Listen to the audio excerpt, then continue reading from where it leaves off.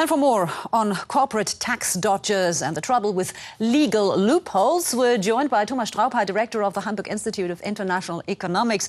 And first of all, please tell us, what exactly are we talking about? Are these companies breaking any laws? That's a good question, and the answer is definitely no.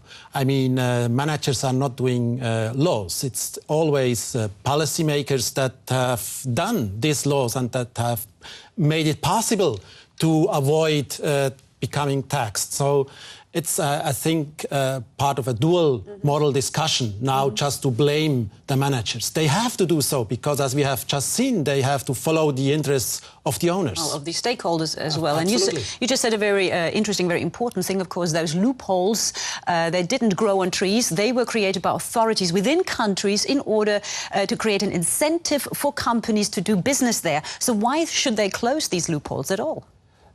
Yeah, that's a good question because, firstly, I understand that there is a pressure to close these policies of tax avoidance. But on the other hand, we have to probably think about more basically, why are we taxing firms and what's the argument of taxing firms that are producing jobs? So what would be the alternative if you say let's no longer tax firms? No, but probably you could tax the money when it leaves a company, when it is somehow becomes profit for the owners, for the shareholders, and not as long as it stays within the firm to tax money. Actually, the law has been changed this way years ago just to be attractive, to attract firms. Now, the EU has recently agreed to crack down on tax dodgers by lifting bank secrecy. Could a similar approach also help close the gap of corporate tax dodgers? Yes, absolutely. And I think this is the right way to go, that you have, if you have a law, you have to execute the law, of course. And if you want to do it, then you have to do it. So this is a good way to follow the things you want to do.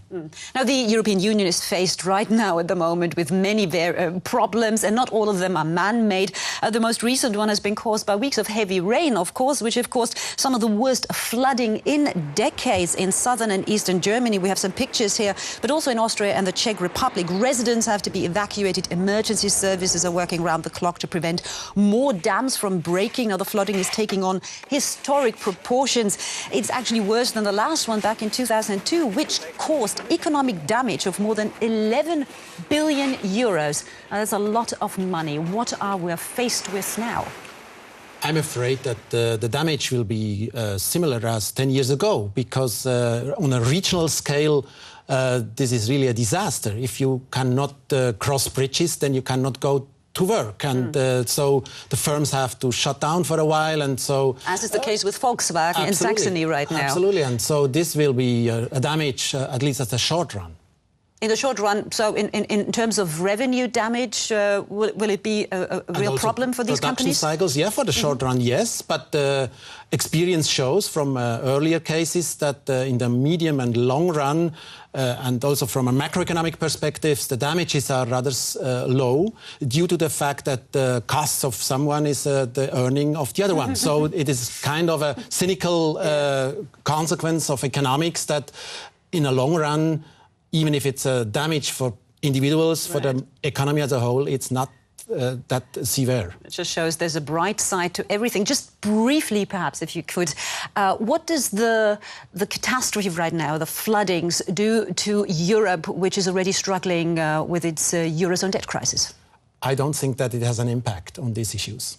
OK, Thomas Straubhaar, thank you very much for joining us today.